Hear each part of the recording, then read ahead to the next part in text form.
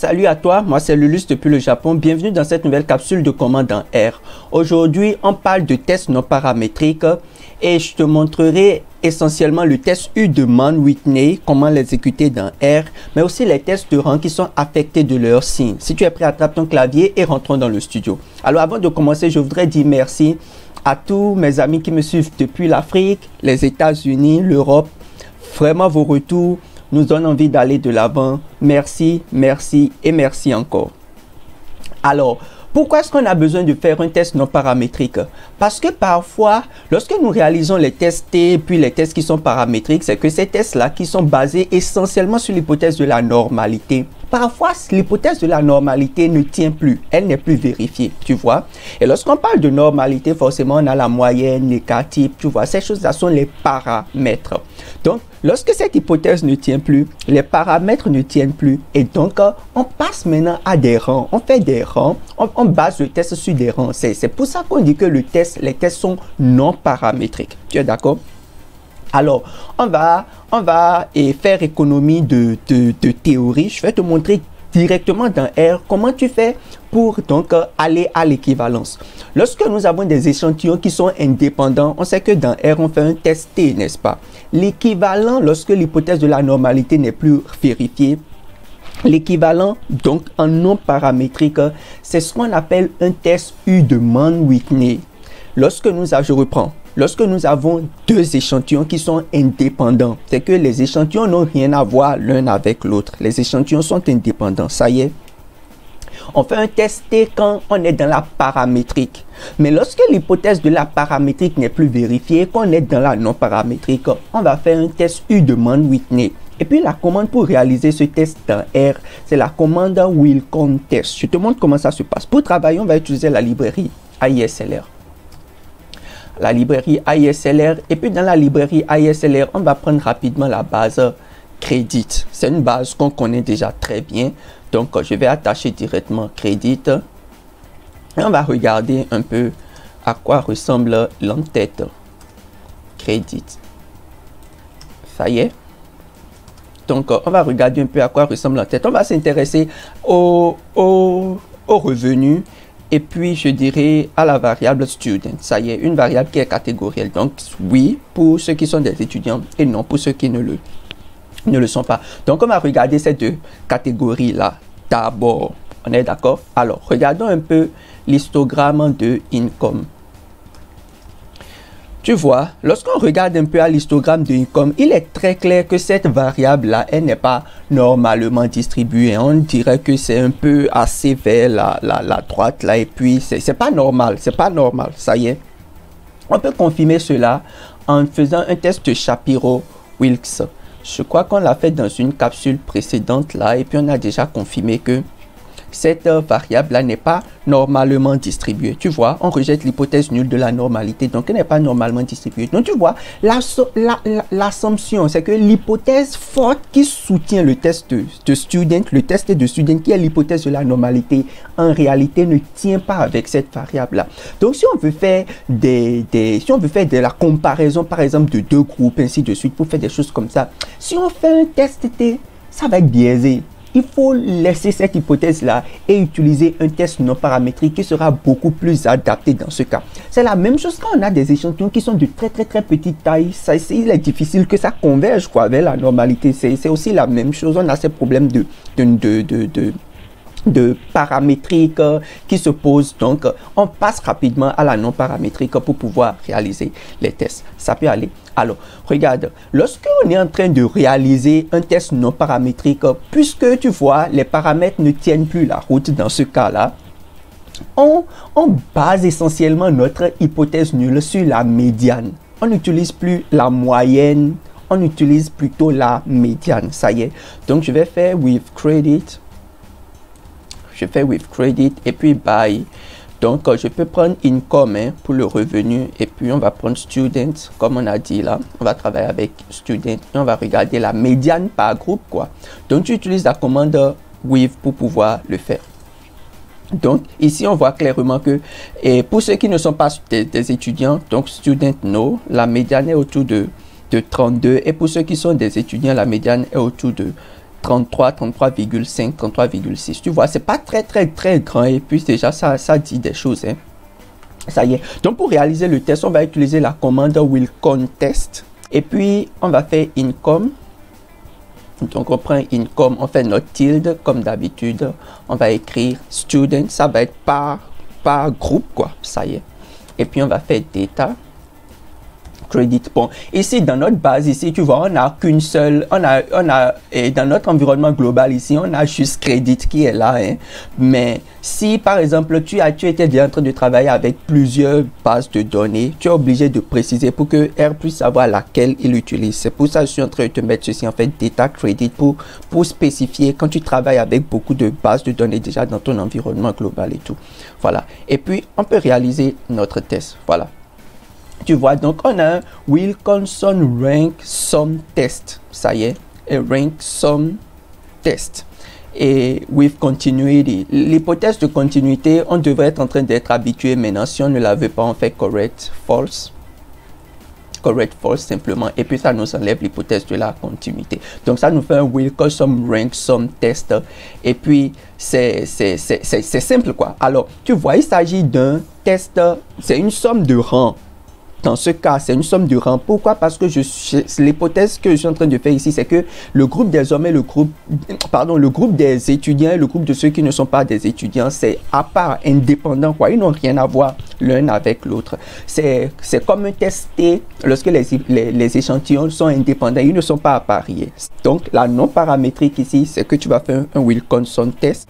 Et puis, tu utilises les rangs. Alors, de quoi est-ce qu'il s'agit? En réalité, on prend les différents groupes et on les ordonne par rang. Je reprends. Ce que tu fais techniquement, c'est que tu prends les variables par groupe. Tu prends tout ensemble, quoi, que tu ordonnes.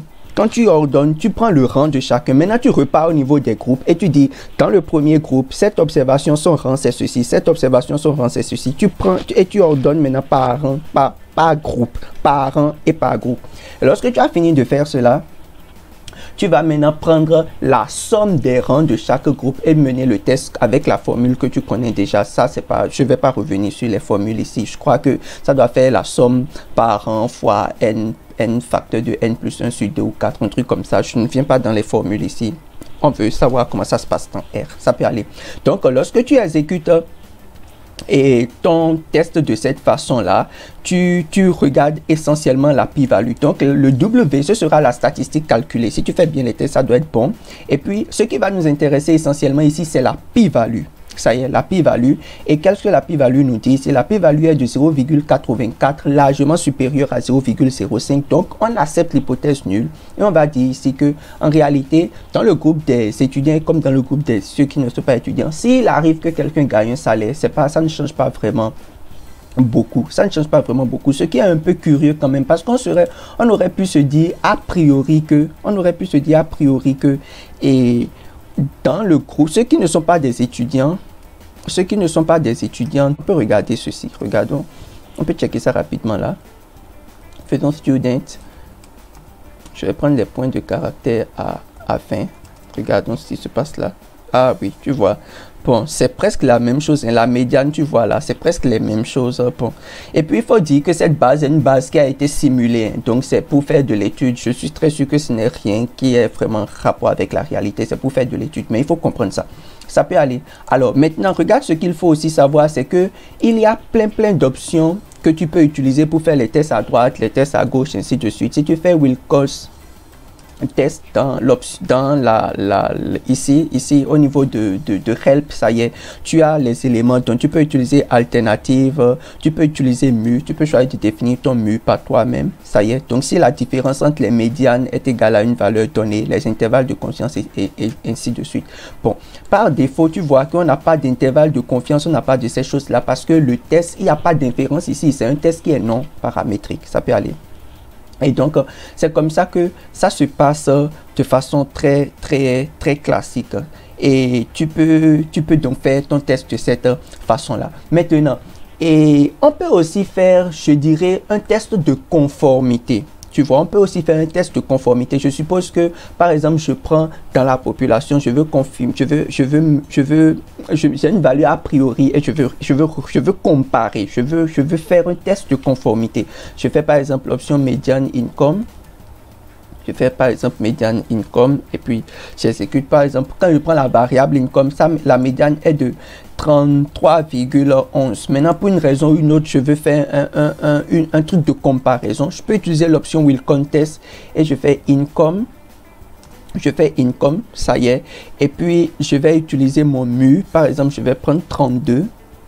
Je prends 32 et puis je prends la base de données qui est data.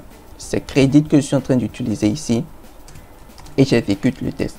Donc voilà, on a un Wilkinson test. Dans ce cas maintenant, on a un test de rang qui est affecté de son signe. Ça y est. Donc, à part le fait que on veut travailler avec deux groupes qui sont indépendants, lorsqu'on veut faire un test de conformité ou bien lorsque les échantillons sont appariés, on fait un test de rang affecté de son signe.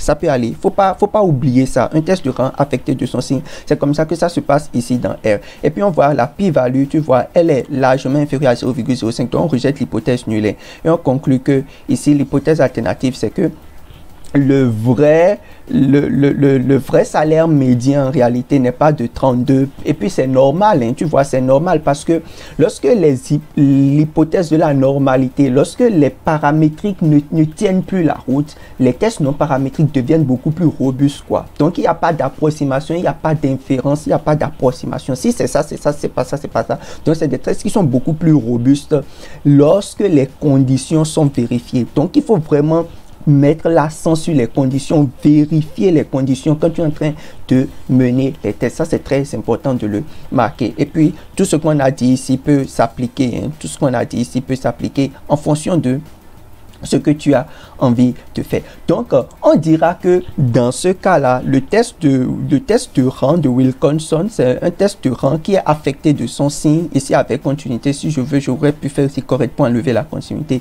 Ce test-là, c'est comme un équivalent au niveau des tests paramétriques, c'est l'équivalent du test de conformité, le test de student qu'on fait, le test de conformité de la moyenne à une valeur théorique, c'est équivalent à cela. Ça y est. Donc, dans l'option non paramétrique. Tu as compris?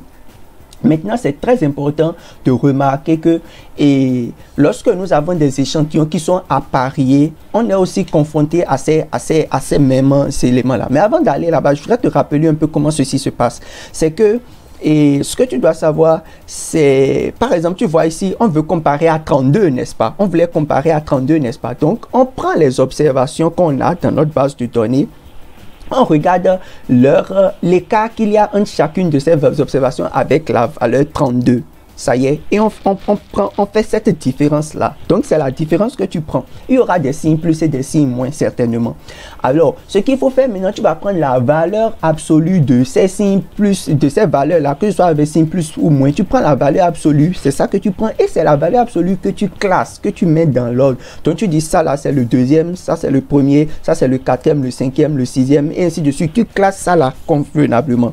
Ça y est, et après avoir classer ça maintenant, tu prends les différences là, les signes que tu as fait au rang. C'est pour ça qu'on dit que c'est un test de rang qui est affecté de son signe. It is a sign rank test. C'est un test de rang, mais qui a affecté de son signe.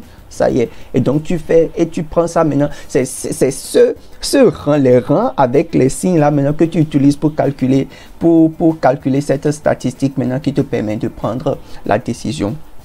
Donc, techniquement, c'est comme ça que ça se passe. Ça peut aller. Voilà. Maintenant, lorsque l'échantillon aussi est apparié, c'est la même chose que tu vas faire un test de rang. Je te montre comment tu fais. Si je vais simuler. Donc, si tu veux avoir le même résultat que moi, mais ton seed à 3. Donc, on va supposer par exemple que c'est un groupe d'apprenants avant et après. Hein. Avant une formation, on teste leur niveau et après la formation, on teste leur niveau pour voir si la formation a eu un impact sur leur résultat après le test. On est d'accord? Alors maintenant, regarde comment ça va se passer. On va supposer par exemple que c'est un groupe de cuisiniers, un groupe d'étudiants en tourisme et toutes ces choses comme ça. Et on leur a passé un test de cuisine avant. Donc, quand on a passé le test de cuisine, je vais dire comme ça, je vais prendre sample. On va dire que les notes vont de 7 à 11. Disons que c'est 50 apprenants. Pardon là. Et puis, bon, de 7 à 11, je vais faire replace true. Forcément, pour qu'on puisse calibrer, pour que ça puisse se prendre quoi. De 7 à 11, tu vois, ça ne fait pas 50. Donc, on va prendre replace pour que ça puisse le faire. Tu comprends de quoi je parle. Donc, on va faire avant là. Donc, regarde par exemple, le premier, il a eu 7, le deuxième, il a eu 11, le troisième, il a eu 8, et ainsi de suite. Donc, c'est comme ça que les notes étaient distribuées avant le test. Ça y est. Maintenant, après, ils ont fait la formation de cuisine, ils ont appris de nouvelles choses, et après, ils ont fait un nouveau test pour tester les niveaux. Donc, regarde, si je fais par exemple après, on va dire après, ça va faire sample. Disons que dans ce cas, les notes sont maintenant allées de 12 à 18. C'est très important de garder la taille de l'échantillon au même. L'échantillon avant, l'échantillon après. C'est ça en fait qui fait la force de l'appariement. C'est avant, après. Les mêmes personnes, les mêmes individus. Et on fait replace. Donc dans ce cas, ça va faire replace true quoi. Et on regarde après la formation. Donc tu vois, on a clairement ici, par exemple, que le premier qui avait eu 7, il a eu maintenant 13. Le deuxième qui avait eu 11, il a eu 13. Le troisième qui avait eu 8 a eu 18. Ça là, c'est un peu truc. Donc c'est un peu comme ça que ça se passe avant, après. Ça y est. Maintenant, et je suis très sûr que l'hypothèse de la normalité sera un peu comme... Attends, on va regarder un peu. Je vais faire par MFRO. Et on va regarder un peu ce qui se passe là. Parce que je crains que l'hypothèse de la normalité ne soit pas violée ici. On va regarder histogramme avant. Attention là, il y a quelque chose qui est en train de se passer. Apparemment, l'hypothèse est violée. L'hypothèse de la normalité est violée là. Bon, voilà. Donc, on a avant et après. Donc, tu vois que au début là, c'était vraiment, ils étaient très faibles. Et puis, les formations beaucoup plus condensé ici quoi. Maintenant regarde ici là, c'est pas très bien. Et après la formation, tu as vu, c'est devenu un peu plus conforme, mais il faut dire quand même que c'est pas normal. On peut déjà quand même regarder, on peut faire un test de Shapiro Wix pour être un peu plus sûr quoi. Donc avant, tu vois, on rejette l'hypothèse de la normalité, c'est pas normal. Et puis, on peut regarder aussi après. Je suis très sûr qu'on va rejeter l'hypothèse de la normalité aussi après. Donc, tu vois là, on rejette l'hypothèse de la normalité. Donc, tu vois, ce qui est en train de se passer n'est pas normal. C'est les conditions qu'il faut vraiment pour pouvoir faire un test non paramétrique. Ça, c'est pas les observations ne sont pas... L'hypothèse de la normalité ne tient pas. Ça y est, l'hypothèse de la normalité ne tient pas. Maintenant ici, je suis très sûr que c'est un peu peut-être à cause du seed que j'ai choisi. Si on change le seed, ça va peut-être faire truc. Et puis le replace aussi, peut-être que tout ça est en train d'affecter. Je vais changer le seed et on va regarder un peu. Avant, après. Tu vois, apparemment...